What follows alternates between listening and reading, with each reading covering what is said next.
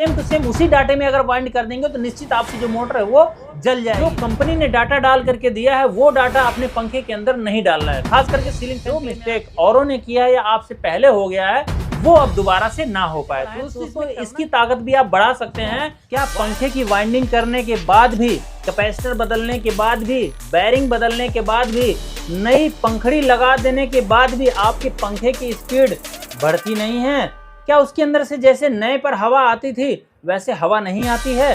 क्या आपका पंखा सब कुछ करने के बाद भी बहुत ज्यादा स्लो चलता है या बहुत ज्यादा गर्म हो रहा है? खुद ही गर्म है तो आपको भला ठंडी हवा कहाँ से देगा? और क्या आप कोई मोटर ऐसी वाइंडिंग करते हैं जो कि कुछ ही दिनों के अंदर उसके अंदर कुछ ऐसी प्रॉब्लम आ जाती है कि वो पूरी तरह से कई बार जल जाती है और कई बार बहुत ही ज्यादा हीट होती है? बार बार रिवाइंडिंग करने के बाद भी मोटर कामयाब नहीं हो रही है? तो सही तरीके से मोटर की वाइंडिंग हो जाए और लंबे समय तक चलती रहे, फुल लोड के साथ चले, पूरी स्पीड के साथ चले, तो ऐसा हमें क्या करना चाहिए? क्या इसकी कोई ट्रिक है? तो जी हाँ दोस्तों, बिल्कुल इसकी ट्रिक है। अगर आप आजमाएंगे तो निश्चित आपके मोटर पंखों के अंदर जो प्रॉब्लम किसी और के वाइंड करने के बाद में हो रही थी या आपने ही वाइंडिंग किया था उसके अंदर प्रॉब्लम हो रही थी हीटिंग की, लो स्पीड की, लोड लेकर के ना चलने की, दोस्तों ये प्रॉब्लम अब नहीं होगी। क्योंकि आज की वीडियो के अंदर मैं आप लोगों को वो सीक्रेट ट्रिक बताने जा रहा हूं जिसका इस्तेमाल करके आपकी जो वाइंडिंग है वो दमदार नहीं बल्कि महादमदार हो जाने वाली है। तो दोस्तों चलिए शुरू करते हैं वीडियो को और जानते हैं कि मोटर वाइंडिंग के अंदर आखिर हम वो कौन सी ट्रिक इस्तेमाल करें जिससे हमारी मोटर की वाइंडिंग की जो क्वालिटी है वो बेहतर नहीं बल्कि बहुत ही ज्यादा बेहतर हो जाए। चलिए शुरू करते हैं। पसंद आए वीडियो तो लाइक करके जाइएगा और अगर चैनल पे पहली बार आए हैं तो चैनल को सब्सक्राइब वाले बटन को जरूर दबा दीजिएगा। आप लोग मानते नहीं हो, हमारे सब्सक्राइबर देखो दुनिया के कहां से कहां पहुंच गए। हम इतनी ईमानदारी से आप लोगों को वीडियो बना करके दिखाते हैं, सच्चाई से सब कुछ बताते हैं, फिर भी आप लोग हमारे चैनल को सब्सक्राइब नहीं करते हो। कर दो, कोई पैसा थोड़ी मांग रहा हूँ आपसे, एक बटन ही तो दबाना है। चलो शुरू करते हैं वीडियो को। आपको अच्छा लगेगा तो अपने आप से करोगे।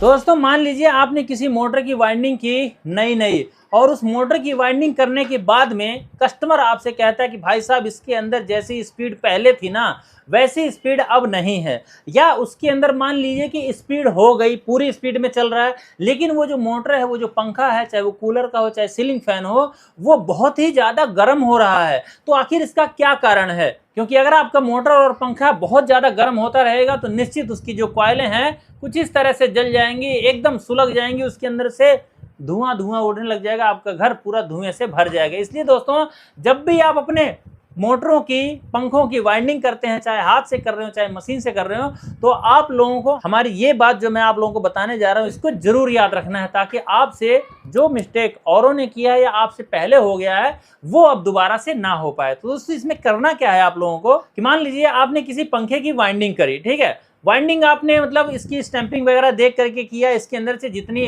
तारें निकली थी, जितनी टर्नें इसके अंदर से निकली थी उतनी टर्नें आपने इसके अंदर डाल दी। मान लीजिए कि 10 mm की स्टैंपिंग है, 37 नंबर तार से वाइंड हो रखी है, वो उसके अंदर 450 टर्नें मतलब डली हुई हैं, यानी स्टार्टिंग में 450 हैं और रनिंग के अंदर 500 टर्नें डली हुई हैं। तो आपने भी क्या किया, वैसे के वैसे उठा करके उसके अंदर डाल दिया सेम टू सेम। तो आपका जो पंखा है दोस्तों वो ठीक से काम नहीं करेगा, यानी कि जैसे कंपनी ने वाइंड करके दिया था, जिस स्पीड में चल रहा था, जितना लोड लेकर के चल रहा था, उतना लोड लेकर के आपके द्वारा वाइंड किया हुआ सेम डेटे में पंखा वो काम नहीं करेगा। वो पंखा दोस्तों आपका बहुत ज्यादा स्लो चलेगा और अगर पूरी स्पीड में चलता भी है तो आपकी जो पंखड़ी है जब आप उसको हटा देंगे तभी आपका पंखा फुल स्पीड में चल पाएगा और जैसे ही आप पंखड़ी लगाएंगे उसकी स्पीड स्लो हो जाएगी। कारण इसका क्या है? क्योंकि दोस्तों जो कंपनी अपने वाइंडिंग करती है मोटरों की, पंखों की, तो वो बहुत ज़्यादा टाइट वाइंडिंग करती है और उसके अंदर मतलब इस तरह से कॉइलों की सेटिंग की जाती है कि मतलब एक्स्ट्रा रेजिस्टेंस जो है कि उसके अंदर नहीं बन पाता है। लेकिन आप जब हम अपनी मोटरों की मतलब वाइंडिंग करते हैं अपने पंखों की, अपने मशीन से, तो हमारी जो कॉइलें होती है दोस्तों आप देखेंगे वो गोल हो जाती हैं, ठीक है ना, गोल हो जाती है। तो गोल होने की वजह से इसकी मोटाई जो कि बढ़ने लग जाती है, जो कि रेजिस्टेंस को वो बढ़ाता है। अब अगर रेजिस्टेंस ज्यादा रहेगा तो निश्चित सी बात है कि आपकी जो मोटर है वो बैठने लग जाएगी। अब ऐसे में आपको करना क्या चाहिए कि जब भी आपको ये ट्रिक जो मैं आपको बताने जा रहा हूँ, ये आप मतलब आपके पास में कोई ऐसा पंखा है जिसमें कस्टमर कहते हैं कि भाई साहब इसकी स्पीड बहुत स्लो थी, आप इसकी थोड़ी ऐसी कर देना कि मतलब दमदार हो जाए, ताकत के साथ चले, बढ़िया से चले। ये ट्रिक दोस्तों आप वहां भी अपना सकते हैं। तो जो भी आपके पास में पंखा आता है, उस पंखे को आपको जो कंपनी ने डाटा डाल करके दिया है वो डाटा अपने पंखे के अंदर नहीं डालना है। खास करके सीलिंग फैन के लिए मैं ये बात आप लोगों को बता रहा हूं कि सीलिंग फैन के अंदर जो डाटा कंपनी डाल के दे रही है वो डाटा आप लोगों को नहीं डालना है। अगर आप उस डाटे को डालोगे तो निश्चित आपके जो पंखे की स्पीड है वो ठीक से नहीं बनेगी। आपका पंखा बस मरा मरा ही घूमता रहेगा और कस्टमर रोज गाली देगा जब जब उसके नीचे बैठेगा तब तब। तो आपको करना क्या है कि जिस डाटे के अंदर उस पंखे को वाइंड किया गया है, जिस नंबर के तार से उस पंखे की वाइंडिंग की गई है, जो टर्नें उसके अंदर डाली गई हैं, उन सब को आपको चेंज कर देना है। कैसे? अगर उसमें 37 नंबर तार डला हुआ है किसी पंखे के अंदर तो उसको आपको 36 नंबर कर देना है। अगर 36 नंबर डला हुआ है, 36 नंबर से वो पंखा वाइंड है तो उसको आपको 35 नंबर कर देना है। और वहीं पे अगर 35 नंबर डला हुआ तो वहीं पे आप उसको 34 नंबर से वाइंड कर दीजिए। निश्चित आपके जो पंखे की स्पीड है भाई साहब, उसकी पंखड़ी चाहे आप बदल करके हैवी क्यों ना कर दें, फिर भी आपका जो पंखा दोस्तों ऐसी स्पीड से चलेगा कि भाई देखने वाले को या जो उसके नीचे बैठेगा ना वो कहेगा भाई साहब यार पंखा तुमने रिपेयर करवाया है या इसको नया ही करवा दिया पूरा। तो अगर आप इस तरह का एक्सपीरियंस करके देखना चाहते हैं तो एक बार करके देखिएगा। और टर्नों की अगर बात करें तो टर्ने दोस्तों आपको उसमें से कुछ कम कर देना है। मान लीजिए 37 नंबर से 450-500 टर्ने उसके अंदर मतलब मोटर में डाली जा रही है, तो ऐसे में आप अपने पंखे की वाइंडिंग जब आप 36 नंबर से करते हैं तो वहां पे आपको उसकी जो टर्ने हैं वो आपको कम कर देना है। यानी कि 360 टर्ने आप 36 नंबर से कीजिए स्टार्टिंग के अंदर और 420 टर्ने कर दीजिए रनिंग के अंदर, या 400 भी कर सकते हैं, बस 420 कर देंगे तो मतलब रेजिस्टेंस पूरा बनने लग जाएगा, मोटर हीट नहीं होगी। और कैपेसिटर आप चाहे कैपेसिटर उसके अंदर अगर पहले से 2 MFD का लगा है या 1.8 MFD का लगा हुआ तो वहां पे उसको हटा करके आपको 2.5 MFD का कैपेसिटर लगा देना है। तभी आपका जो पंखा है दोस्तों पूरा दम के साथ, ताकत के साथ और फुल स्पीड के साथ, बढ़िया हवा के साथ, नए से भी बढ़िया ना चल जाए तो मेरा नाम बदल देना, कह देना रामू प्रसाद तुम झूठ बोल रहे थे। तो इस तरह से दोस्तों आपके पास में कोई भी पंखा है तो उसका 1 नंबर तार कम कर देना है, टर्ने कुछ कम कर देनी है। कहने का मतलब ज्यादा टर्ने कम नहीं करना है, मतलब इतना कर देना है कि अगर 40 टर्ने हैं तो वहां पे 30 कर देना है आपको, यानी कि 500 टर्ने हैं तो वहां पे आपको 420 तक कर देना है, क्योंकि पतली तार है, पतले में मतलब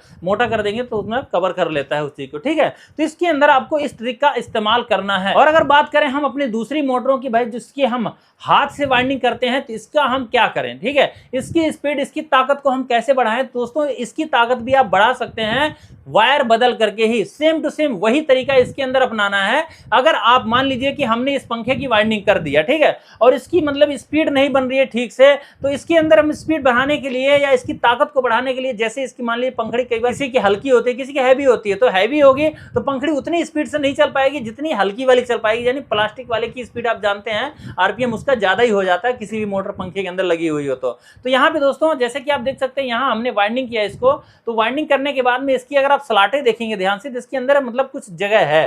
ठीक है, अब यहाँ पे हम चाहें तो इसकी टर्ने कुछ हम कम करके इसके वायर को मोटा कर देंगे। मोटा करने से इसके अंदर रेजिस्टेंस कम बनेगा और ये जो मोटर है दोस्तों थोड़ी सी ज्यादा गर्म होगी लेकिन ताकत इसकी बढ़ जाएगी। और अगर तार को मोटा करते हैं तो कुछ टर्ने हम यहाँ पे कम कर देंगे, क्योंकि अगर पूरी टर्ने डालेंगे जितना इसके पतले तार से डली हुई है तो हमारी जो मोटर है दोस्तों इसके अंदर बाइंडिंग करने में मतलब हमें बहुत ज्यादा दिक्कत होगी। तो इसलिए दोस्तों हमें इसके अंदर इतनी टर्ने नहीं डालनी है, टर्ने थोड़ी सी कम कर देनी है। आपकी मोटर के ऊपर बहुत ज्यादा बुरा असर नहीं पड़ेगा लेकिन आपकी मोटर की जो ताकत है वो बढ़ जाएगी। तो मतलब सेम टू सेम मान लीजिए कि पंखे के अंदर जो हमने ये तरीका बताया आपको वही तरीका आप इसमें अपनाइए, लेकिन यहाँ देख लीजिए कि क्या इसकी स्लॉट के बीच में कुछ जगह है या नहीं। और अगर आपके पास में कोई मोटर ऐसी आई है, कोई सीलिंग फैन ऐसा आया हुआ है जो कि मतलब हीट हो करके बहुत ज्यादा मतलब गर्म होता था चलते टाइम में, नया वाइंड किया आपने और वो हीट हो करके इतना हीट हो गया कि उसके अंदर से धुआं निकल गया, वो जल गया, तो ऐसे में आपको उसको जब वाइंड करना है तो आपको सेम टू सेम उसी डाटे में अगर वाइंड कर देंगे तो निश्चित आपकी जो मोटर है वो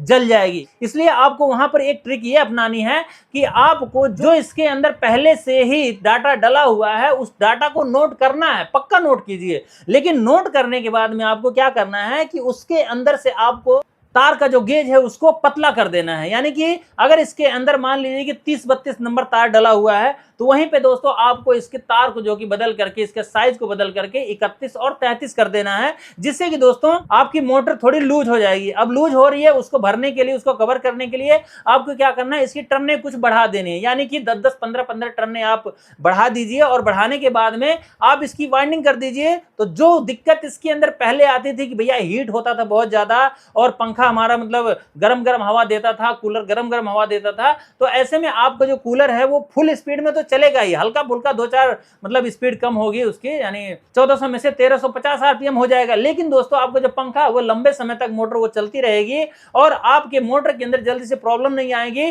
और कैपेसिटर का साइज अगर बताएं तो कैपेसिटर जब भी आप वाइंडिंग करते हैं मोटरों की, अगर मोटर आपके पास जल के आई है तो कैपेसिटर जरूर बदल दीजिए, अन्यथा अगर कैपेसिटर वीक होगा तो उसकी रनिंग की कॉइल जो है कि जल जाएगी पूरी तरह से। एक कॉइल जल जाए, 2 कॉइल जल जाए, वाइंडिंग तो आपको पूरा ही करना पड़ेगा ना। इसलिए आप जब भी वाइंडिंग करते हैं मोटरों की तो वहां पे उसका जो कैपेसिटर है वो जरूर चेंज कर दें, चाहे आप छोटी मोटर कर रहे हो, चाहे बड़ी मोटर कर रहे हो, और चाहे आप सीलिंग फैन की वाइंडिंग कर रहे हो। वाइंडिंग करने के बाद में कैपेसिटर जरूर बदल दें। बैरिंग को भी चेक कर लें कि बैरिंग के अंदर कहीं साउंड तो नहीं है, अगर साउंड है तो उसको भी आपको बदल देना चाहिए। अगर नहीं बदलेंगे तो निश्चित आपके साथ भी वही होगा जो इसके साथ हुआ है, ठीक है। ऐसा ना होने पाए तो हमारी ये बातें ध्यान रखेंगे, ये ट्रिक, ये सीक्रेट बात हमारी याद रखेंगे जो कि सबको नहीं पता होती है कि वाइंडिंग की स्पीड कैसे बढ़ाएं। वाइंडिंग अगर गर्म हो रही है तो उसको हम हीटिंग, उसको वाइंडिंग करके कैसे कम कर सकते हैं। तो ये सारी बातें आपको पता होनी चाहिए, और जिस भाई से आप काम करवाते हैं उसको भी ये बात पता होनी चाहिए, तो उसको भी ये वीडियो हमारी शेयर कर देना, ठीक है।